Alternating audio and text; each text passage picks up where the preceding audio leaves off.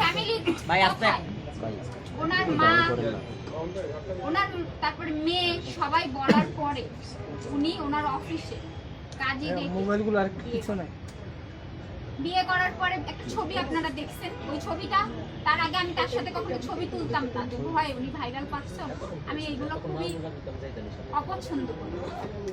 পরে তখনও কিন্তু রিয়ামনির সাথে তার কোনো ঘনিষ্ঠতা আমি দেখি, আমি মসজিদে দাঁড়াই। পরে উনি তো নামাজও করেন, ওনার কথা কতটা আপনারা বিশ্বাস করেন জানি না। পরে ওনার সাথে আমার বিয়ে হয়, বিয়ে হওয়ার পরে আমরা এই মহানগরেই কিন্তু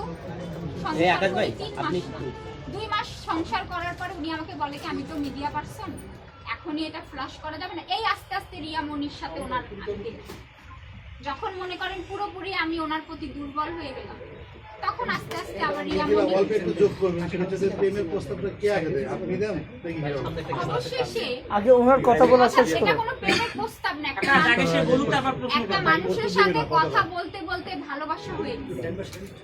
সে এমন কোনো ব্যক্তি না যে তাকে আমার প্রেমের আচ্ছা এই মোবাইলটা কার, এই ছেলেটাকে পরে এই আমাদের বিয়ে হয়, এটা গোপন থাকবে।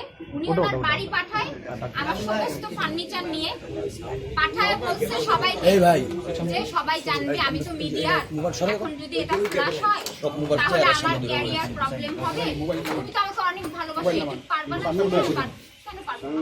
তুমি যদি সব ঠিক হয়ে যাবে। আর এই কথাটা উনি বারবার বলতো যে রিয়া হচ্ছে আমার মিডিয়া, তুমি হচ্ছে আমার ঘরে। তার বাড়ি আমার নিয়ে রাখবে, বাড়ি রাখার পরে এক পর্যায়ে রিয়া একদিন আমি তাকে তার মেয়ে কান্নাকাটি করছিল, দাদির সাথে ঝগড়া হয়েছে, আমি বলছি কি এরকম মেয়ে কান্নাকাটি করলে আমি কিন্তু এখানে থাকতে পারবো। তখন এই মেসেজটা রিয়া পেয়ে যায়, ও কোরআন শরীফ ছুঁয়ে বলল, এই মেসেজটা পাওয়ার পরে ফোনে ওর সাথে আমার বোঝে নিত, সেও আমাকে অ্যাটাক করে আমিও করি, দুইজন কথা কাটাকাটি আমাদের হয়।